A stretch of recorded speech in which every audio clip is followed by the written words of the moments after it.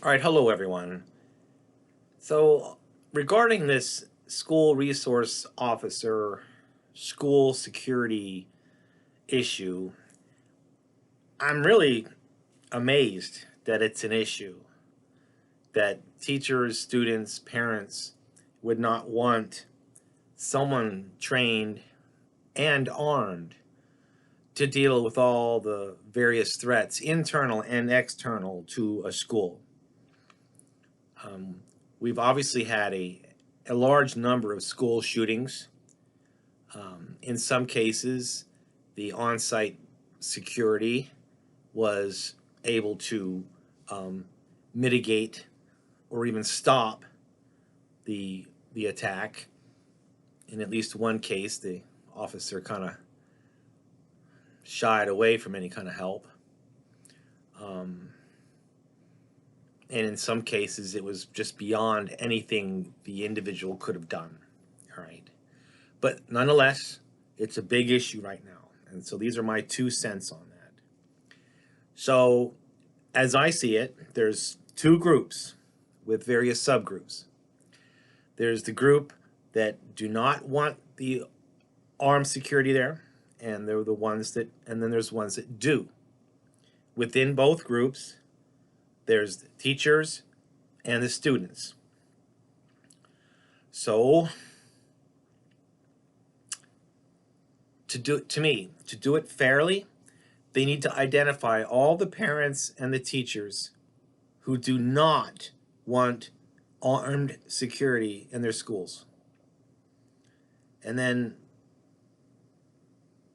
they can also, or then by definition, they would able to see which parents and which teachers do want armed security in their schools. Or they can just ask everybody, do a complete census. Who wants them on the teachers and student and parent side, and who does not want them? Okay, it's a clear census of everybody. So then, having identified that, then, now this is a logistic challenge, but we're trying to be fair here, right?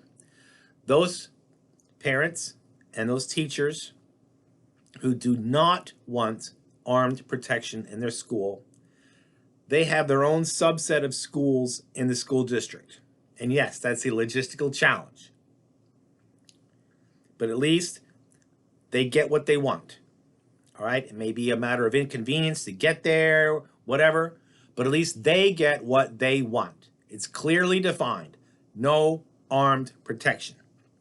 Then, for those teachers and parents who do want the limited protection against internal and external threats often faced by schools, they will have their subset of schools in the districts.